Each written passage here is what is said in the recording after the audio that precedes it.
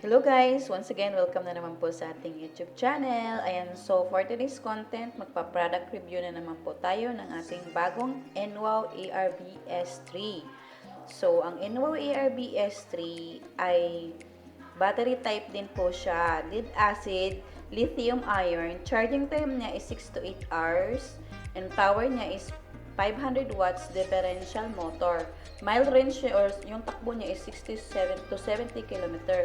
65 kilometers. Ayan, max speed 25 to 32 ang kanyang speed. So ayan, avail na kayo sa pinakamalapit na NWOW branches nationwide.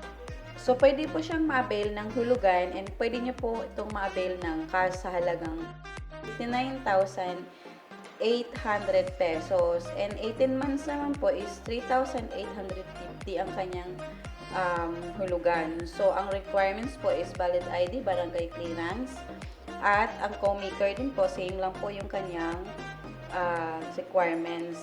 And indicate loan po, business permit kung kayo ay may business, at 2 valid IDs and proof of billing. So, just like and subscribe!